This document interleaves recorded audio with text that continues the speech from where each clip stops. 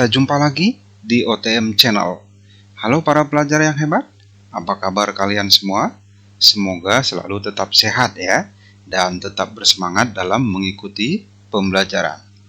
Baik, di pertemuan kita kali ini kita akan coba membahas soal biologi SIMA UI tahun 2011, kode 511.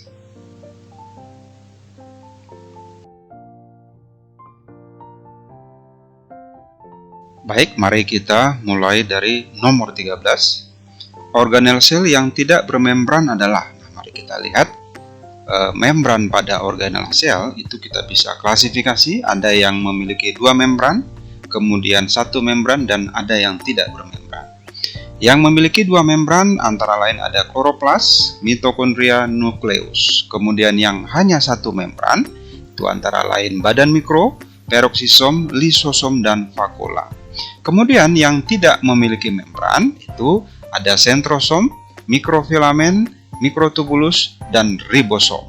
Nah, kalau kita kembali kepada soal, yang tidak bermembran adalah, nah kalau kita lihat option A ini 1 membran, ini juga 1, lisosom juga 1, vakula 1, maka yang tidak bermembran itu hanya ribosom. Maka kunci untuk jawaban ini adalah Eko.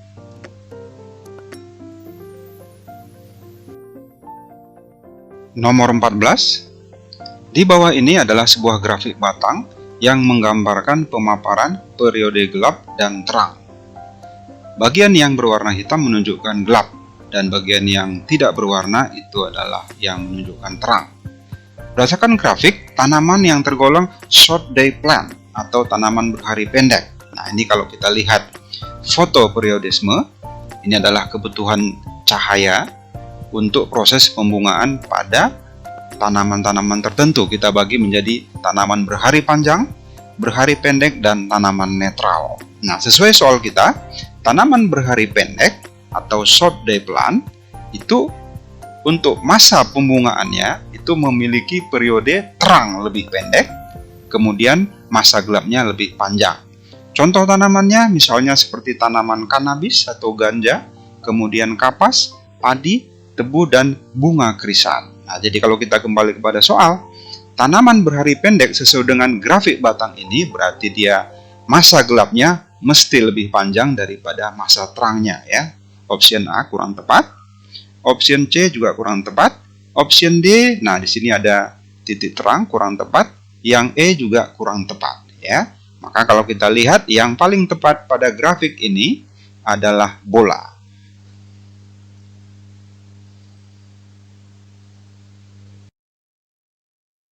Nomor 15. Dalam suatu ekspedisi telah ditemukan tumbuhan dengan ciri-ciri sebagai berikut.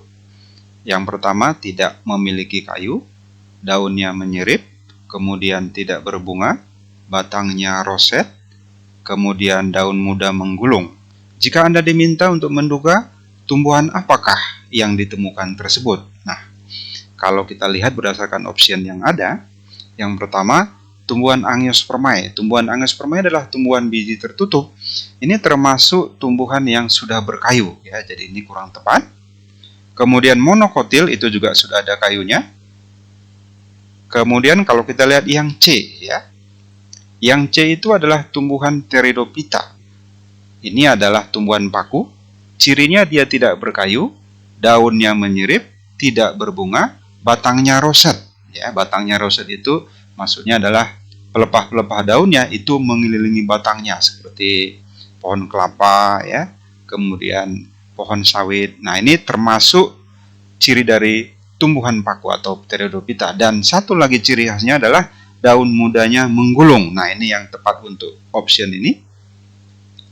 Kemudian kalau kita lihat option D, lumut atau Bryophyta, ini tanaman yang tidak berkayu, tetapi tanaman ini termasuk tanaman yang talus, di mana akar, batang, dan daunnya belum jelas. Nah, ini juga kurang tepat ya. Kemudian yang E itu adalah Gymnospermae. Ini tumbuhan biji terbuka, dan ini juga tanaman yang sudah memiliki zat kayu, sudah ada xilem dan phloem. Dan bentuk daunnya seperti jarum atau conifer. Nah, pilihan ini kurang tepat. Jadi kalau kita kembali kepada soal, pilihan yang paling tepat adalah tanaman paku atau Pteridophyta ya. Jadi option A dan B salah, D dan E juga salah, maka pilihan yang paling tepat adalah Charlie.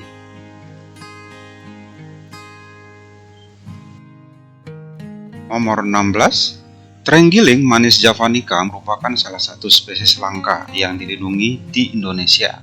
Hewan ini hampir punah, seluruh permukaan tubuhnya ditutupi oleh sisik, kemudian termasuk pemakan serangga. Dalam klasifikasi, hewan terenggiling termasuk ke dalam kelompok. Nah, mari kita lihat sistematika terenggiling. Terenggiling ini masuk ke kerajaan Animalia atau kerajaan hewan. Filumnya adalah Chordata. Kemudian dia termasuk ke kelas mamalia karena dia menyusui. Kemudian ordonya Polydota, familinya Manidae, genusnya Manis, spesiesnya adalah Manis javanica. Nah, mamalia itu adalah salah satu dasar klasifikasi yang paling tinggi untuk semua hewan vertebrata ya. Sebagaimana kita ketahui, hewan vertebrata itu ada 5, dimulai dari Pisces, kemudian amfibi, reptil, aves, dan mamalia ya. Cara mengingatnya Param, mamalia ini adalah vertebrata yang paling maju evolusinya. Dan dasar klasifikasinya adalah menyusui atau memiliki glandula mammae. Jadi, bagaimanapun bentuk morfologinya, kalau dia memiliki glandula mammae, maka dia masuk ke kelas mamalia. Sebagai contoh, ikan paus morfologinya seperti Pisces. Tetapi di dalam klasifikasi dia masuk ke mamalia, bukan ke Pisces ya. Kemudian Manis javanica ini kalau kita lihat morfologinya itu sebenarnya lebih dekat ke reptil, tetapi karena dia menyusui, dia masuk ke kelas mamalia. Maka kalau kita lihat optionnya masuk ke kelas reptil, ini kurang tepat. Yang B insecta, ini juga kurang tepat. Yang C masuk ke kelas mamalia karena memiliki rambut dan menyusui, ini yang paling tepat ya. Yang D masuk ke subkelas Squamata ya. Squamata itu adalah hewan reptil, ini juga kurang tepat. Kemudian yang E subkelas Monotremata, ini yang tidak punya plasenta, ini kurang tepat ya. Jadi untuk nomor 16 jawaban yang paling tepat adalah Charlie.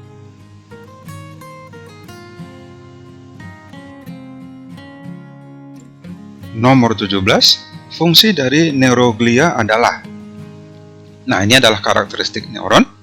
Pada neuron ada kita sebut namanya nodus Renfield yang berfungsi untuk mempercepat jalannya stimulus. Kemudian ada sel Schwann untuk memberi nutrisi pada sel saraf. Lalu ada dendrit untuk menerima rangsangan dari reseptor. Kemudian ada akson sebagai media penghantaran stimulus. Nah, ini semua komponen-komponen saraf ini bisa bekerja dengan baik itu karena ada support penuh dari neuroglia ya. Jadi neuroglia itu adalah memperkuat integritas struktur sistem saraf, proteksi, dan fungsi metabolis neuron ya. Kalau kita lihat pada gambar ini, posisi neuroglia itu ada di sini. Yang ini, kemudian ini ya. Nah, ini sendiri itu adalah neuron atau sel saraf. Jadi kalau kita kembali kepada soal, fungsi yang tepat dari neuroglia adalah ya, kalau kita analisa pilihannya, nah ini yang C, memperkuat integritas struktur sistem saraf dan fungsi metabolis neuron. Ini yang paling tepat ya. Kalau kita lihat yang A, ini mempercepat hantaran impuls, ini sebenarnya lebih ke fungsi daripada nodus Renfield ya, tetapi ini juga di cover oleh neuroglia ya, ini kurang tepat. Yang B juga kurang tepat ya. Kemudian yang D kurang tepat. Kemudian yang E juga kurang tepat. Maka yang paling tepat itu adalah Charlie.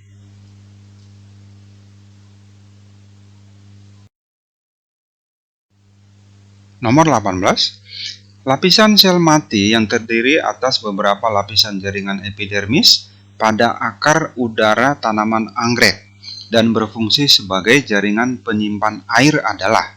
Nah, kalau kita lihat derivat daripada jaringan epidermis, itu ada yang kita sebut namanya trikom. Ini adalah berupa rambut-rambut, bisa pada batang atau pada daun. Kemudian ada spina, ini adalah berupa duri. Kemudian ada filamen. Filamen adalah derivat epidermis yang berfungsi sebagai kantong air pada tanaman anggrek. Kemudian ada sel litokis, ini mengandung kalsium karbonat, contohnya pada tanaman karet merah. Kemudian buliform, ini adalah sel kipas pada rumput teki, ya, fungsinya untuk mengurangi penguapan. Kemudian ada sel kersik mengandung zat silika, contoh pada tanaman tebu. Kemudian kutikula sebenarnya adalah zat lilin yang dihasilkan oleh daun-daun tanaman tertentu yang berfungsi untuk mengurangi penguapan. Jadi kalau kita kembali kepada soal, epidermis yang terdapat pada tanaman anggrek berfungsi sebagai jaringan penyimpan air, ya. Jadi kalau kita lihat di konsepnya tadi, itu adalah filamen, ya. Ini. Nah, kutikula ini kurang tepat, ya. Trikom ini juga bukan, spina ini duri bukan, ya. Jadi soal ini yang paling tepat adalah dadu.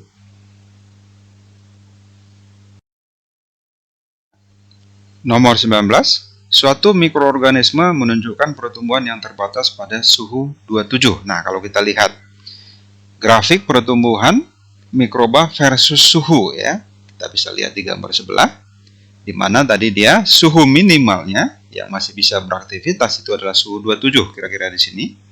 Kemudian suhu 37 itu adalah suhu yang terbaik. Kemudian masih bisa bertahan pada suhu 40. Ini adalah batas toleransi suhu tertinggi yang masih bisa dilakukan untuk aktivitasnya. Jadi kalau kita lihat di sini, ini adalah berada pada grafik berwarna hijau ini, ya. Ini berarti termasuk klasifikasi mesofil. Nah, kemudian kalau kita lihat dari sumber yang lain, kita bisa lihat grafik pertumbuhan bakteri di sini, di mana di sini juga ditunjukkan bahwa apabila dia kisaran metabolismenya berada di antara 37 sampai 30 sampai 37 maksud saya, itu berarti termasuk kriteria mikroorganisme ini. Nah, itu termasuk mesofil, bakteri atau mikroba mesofil.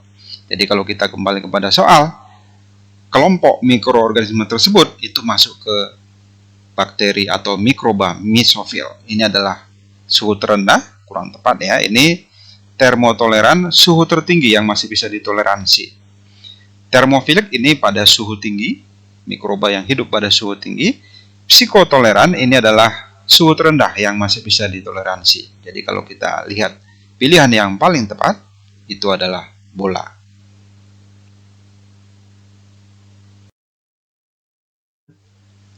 Nomor 20, fertilisasi mengaktifkan serangkaian reaksi yang memungkinkan menyatunya nukleus sel sperma dengan ovum.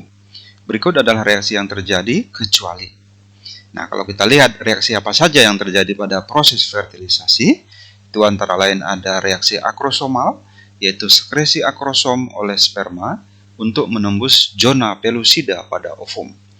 Kemudian ada reaksi kortikal, yaitu sekresi senyawa kortikal oleh ovum untuk mencegah polispermia. Metabolik itu adalah reaksi kimia sel yang melibatkan enzim dan ATP. Enzim yang terlibat misalnya seperti hyaluronidase yang dihasilkan oleh sel sperma.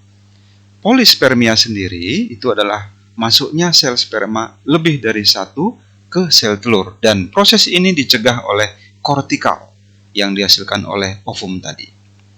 Kemudian invaginasi itu adalah proses pelekukan permukaan membran ovum ketika ditembus oleh kepala sperma.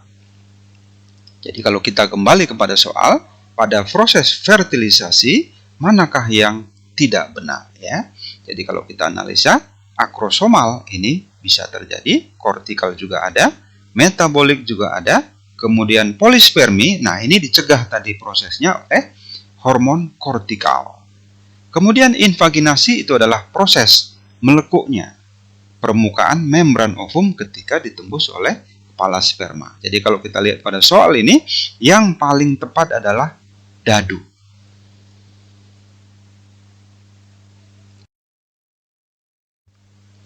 Nomor 21, sepasang suami istri bertengkar memasalahkan salah seorang anaknya yang bergolongan darah O. Sementara suami istri tersebut adalah bergolongan darah A dan B. Bagaimana penjelasannya? Nah, mari coba kita damaikan pasangan suami istri ini. Yang pertama, suami istri bergolongan darah A dan B. Nah, kemungkinan genotif untuk golongan darah A dan B itu bisa 2 ya, karena ini termasuk alel ganda dalam sistem pewarisan sifat ya, golongan darah. Nah, kalau kita lihat di sini, salah satu anaknya bergolongan darah O ya, kemungkinannya bila suami istri itu bergolongan darah A dan B, maka kemungkinannya adalah suami istri tersebut mesti heterozigot. Ya, jadi kalau kita lihat, yang A mesti genotifnya IA-IO, yang B IB-IO ya, supaya bisa melahirkan anak yang golongan darah O ya, di mana O ini itu satu datang dari ayah, kemudian satu lagi gennya satu datang dari ibu ya. Itu dia. Nah, kalau dia salah satunya homozigot, maka tidak akan mungkin bisa melahirkan golongan darah O ya. Jadi kalau kita lihat dia suami A heterozigot, istri B heterozigot, masing-masing gametnya 2 seperti ini, maka kalau kita lihat kemungkinan anak-anaknya itu ada yang bergolongan darah O. Jadi kalau kita lihat di sini, kesimpulannya suami istri tersebut itu adalah si istri bisa golongan darah A heterozigot, atau suami B heterozigot, atau sebaliknya suami yang A heterozigot, istri yang B heterozigot ya. Jadi mesti heterozigot dua-duanya ya. Kalau kita lihat pilihan nomor 1, istri A heterozigot, suami homozigot. Nah, ini yang salah. Nomor 2, suami istri ini sama-sama heterozigot, tetapi dua-duanya bergolongan darah B. Ini kurang tepat. Sementara tadi di soal disebutkan 1A, yang satunya lagi golongan darahnya B. Kemudian yang nomor 3, istri A homozigot. Nah, ini kurang tepat ya. Nomor 4, A heterozigot, kemudian suaminya B heterozigot. Ini yang paling tepat ya. Jadi kalau kita lihat pada soal ini, jawaban yang paling tepat adalah dadu. Nomor 22, kerusakan pada berbagai bagian nefron akan mempengaruhi fungsi ginjal. Berikut ini adalah pernyataan yang berhubungan dengan kerusakan bagian nefron dan gangguan yang akan ditimbulkannya, kecuali. Nah, kalau kita lihat konsep struktur nefron, pada nefron itu ada glomerulus sebagai tempat filtrasi, kemudian ada TKP, ya, tubulus contortus proximal sebagai tempat reabsorpsi, sampai di penghujung lengkung Henle. Kemudian ada augmentasi, ini terjadi di TKD, ya, atau tubulus contortus distal. Kemudian ada tubulus collectivus. Kemudian kalau kita lihat proses pembentukan urin itu sendiri, nah ini coba kita buat tabelnya di sini. Prosesnya itu secara berurutan, ada filtrasi, kemudian reabsorpsi, augmentasi. Nah, di mana filtrasi itu akan terjadi di glomerulus, menghasilkan urin primer. Nah, pada proses filtrasi ini masih ada senyawa-senyawa yang lolos dalam proses filtrasi seperti glukosa dan asam amino. Nah, senyawa-senyawa ini masih dibutuhkan. Untuk itu, dia akan masuk ke proses yang kedua, yaitu reabsorpsi, penyerapan kembali, dan terjadinya ada di TKP. Nah, ini akan menghasilkan urin sekunder yang tidak ada lagi senyawa glukosa dan asam amino. Nah, bila ini mengalami kerusakan, maka ada kemungkinan glukosa dan asam amino lolos dalam urin sekunder. Kemudian ada augmentasi, ya. Ini adalah pengumpulan zat-zat. Kemudian ini terjadi pada TKD. Ini akan menghasilkan urin sebenarnya, ya. Jadi kalau kita kembali kepada soal, mana yang kurang tepat, ya? Kerusakan pada aparatus juxtaglomerulusa akan mempengaruhi laju filtrasi darah di glomerulus sehingga akan mempengaruhi produksi urin. Ini benar ya, di mana di glomerulus itu terjadi proses pembentukan urin primer. Ini benar.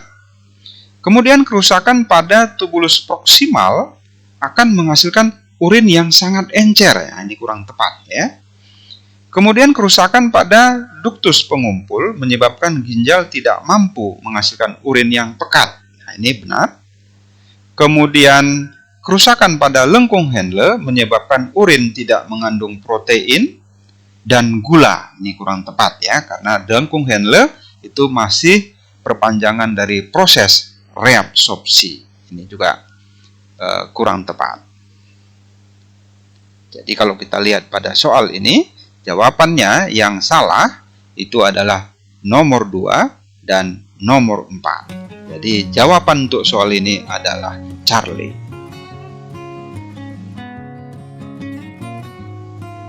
Nomor 23. Glikolisis adalah rangkaian reaksi pengubahan molekul glukosa menjadi asam pirufat dengan menghasilkan NADH dan ATP. Pernyataan yang termasuk sifat glikolisis adalah, kalau kita lihat, glikolisis ini reaksi yang cukup panjang dan rumit ya, ada 10 langkah. Nah, cara mengingatnya, kalian ingat, gua pikir 2 kali, gua ada di pos 322 Provos ya. Ini guanya itu adalah glukosa-glukosa, fikirnya adalah fruktosa-fruktosa. Kemudian gua yang kedua itu adalah gliseraldehid 3 fosfat, kemudian difosfogliserat, 3 fosfogliserat, 2 fosfoenol pirufat, kemudian 2 asam pirufat. Nah, kalau kita lihat karakteristiknya, glikolisis ini itu adalah proses pemecahan glukosa 6 karbon menjadi 2 asam pirufat 3 karbon.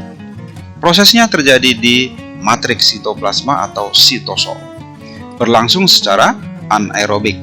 Produknya adalah 2 ATP, kemudian 2 NADH2, lalu ada 2 asam pirufat. Merupakan reaksi enzimatis ya, karena melibatkan berbagai macam enzim dan menghasilkan 2 senyawa fosfoenol pirufat dalam proses reaksinya. Jadi kalau kita kembali kepada soal, ciri yang tepat untuk glikolisis ini adalah yang pertama, glikolisis dapat berlangsung secara aerob maupun anaerob. Ini salah ya. Dia berlangsung secara anaerobik dan prosesnya terjadi di sitosol. Nomor 2, dalam glikolisis melibatkan enzim-enzim. Ini benar ya, dia termasuk reaksi enzimatis. ADP dan ATP berperan dalam pemindahan fosfat dari molekul satu ke molekul yang lain. Ini juga benar ya.